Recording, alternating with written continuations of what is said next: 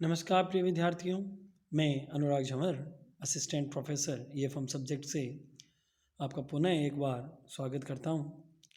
हमने अब तक बजट व्यावसायिक बजटन जो हमारी बुक है उसमें बहुत सारे टॉपिक्स हमने कवर किए हैं। इसी क्रम में अब जो हमारा नया टॉपिक है वो है निष्पादन बजट। देखिए, इस चैप्टर से बड़े क्वेश्चन भी आते हैं, 2 नंबर में भी आते हैं, 8 नंबर में भी आता है। थ्योरेटिकल पार्ट ज़्यादा आता है और इजी है समझने में। तो हम शुरू करते हैं कि परफॉर्मेंस बजट या निष्पादन बजट क्या है। सबसे पहले हम बात करते हैं कि कब इसका ओरिजिन हुआ, कब इसका विकास हुआ, कैसे ये भारत में आया।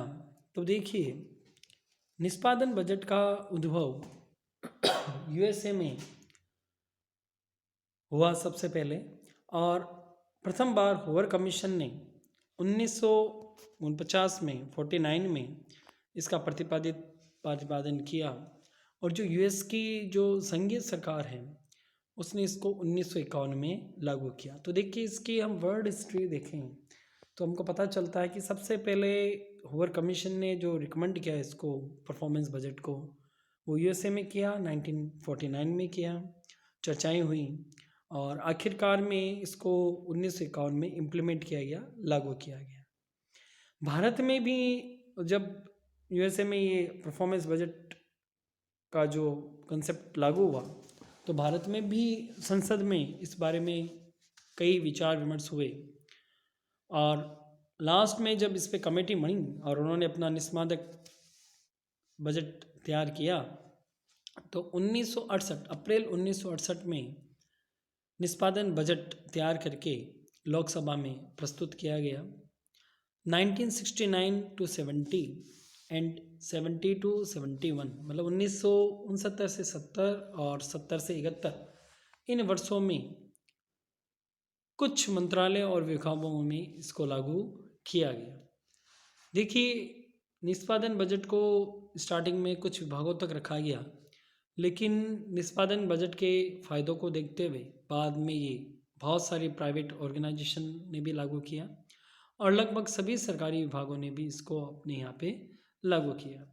अब हम देखते हैं इसकी अर्थ और परिभाषाएं कि निष्पादन बजट क्या होता है।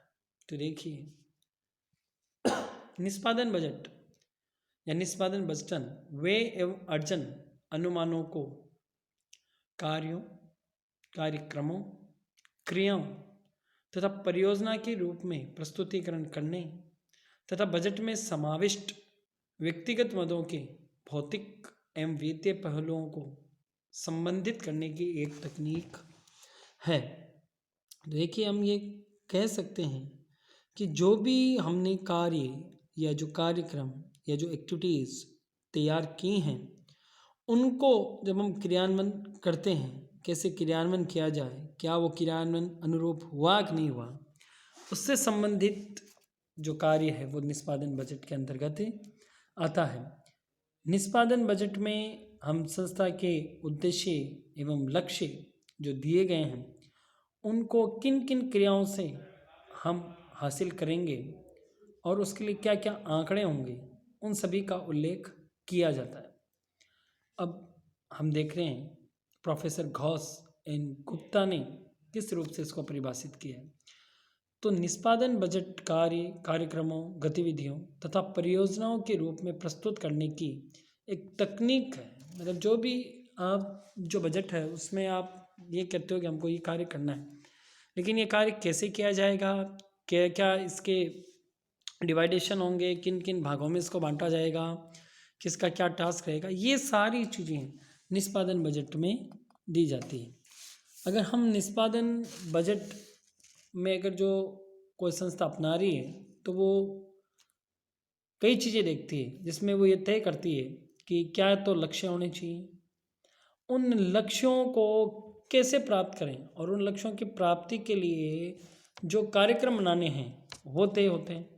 कार्यक्रमों की क्रियान्वयन कैसे होगी, कैसे उन कार्यक्रमों को लागू किया जाएगा। जब कार्यक्रम लागू किए जाते हैं तब ये भी देखा जाता है कि जो वास्तविक जो हमने हासिल किया है और जो हमारे इच्छित लक्ष्य थे उनमें क्या कोई परिवर्तन आ रहा है, या हम कैसे कौन से एफर्ट लगाएं कि हम हमारे इच्छित लक्ष्यों को प्राप्त कर सकें। और इन सभी कार्यों का इफेक्टिवली और सक्सेसफुली इम्प्लीमेंटेशन जो होता है वो निष्पादन बजट में किया जाता है। अब हम देखते हैं कि निष्पादन बजट की जो प्रकृति है वो क्या है, उसकी क्या विशेषताएं। तो देखिए, पहला जो पॉइंट है वो है उद्देश्य एवं लक्ष्यों का निर्धारण। तो देखिए, निष्पादन बजट हमने परिभाषा के रूप में भी देखा है कि निष्पादन बजट क्या होता है। वो कार्य, क्रियाओं तथा परियोजनाओं पर आधारित होता है। उसमें ये तय किया जाता है कि इसके लिए कितने कार्मिक हैं चाहिए, क्या क्या सेवा कार्य होंगे, कहाँ से आपूर्ति होगी, कहाँ से परफॉर्मेंस होगा, इन सब चीज़ों पे ध्यान होता है, कोऑर्डिनेशन होता है, कार्यक्रमों को उप कार्यक्रमों में विभाजित किया जाता है और एक संगठित रूप से कार्य किया जाता है। तो जब हम इनकी विशेषता देख रहे हैं तो सबसे पहले हमारी जो विशेषता है वो ये है कि उद्देश्य एवं लक्ष्यों का निर्धारण, कि किन किन उद्देश्यों को हमको हासिल करना है, क्या हमारे लक्ष्य हैं। अगर कभी भी आपने योजना आयोग का या अभी वर्तमान में जो नीति आयोग है उसके जब ड्राफ्ट आता है तब हम देखते हैं उसमें लक्ष्य होते हैं कि कुछ हमारे शॉर्ट टर्म के लक्ष्य हैं, कुछ हमारे मिड टर्म के लक्ष्य हैं, कुछ हमारे पूरी योजना काल के, परियोजना काल के या योजना अवधि के लक्ष्य हैं।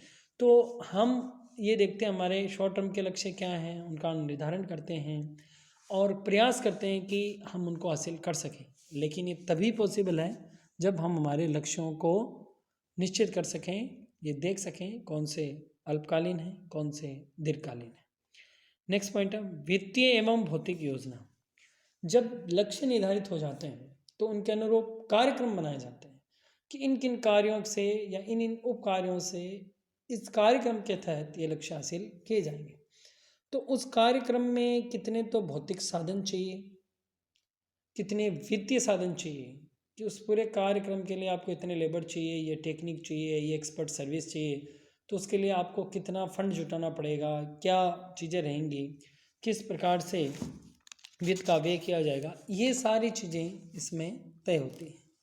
नेक्स्ट पॉइंट होता है दीर्घकालीन जो योजना हमारी जो चल रही है, जो हमारे निष्पादन बजट के उद्देश्य हैं, उसमें हम आगे चल के ये भी देखते हैं कि संसाधनों का आवंटन हम कैसे करेंगे।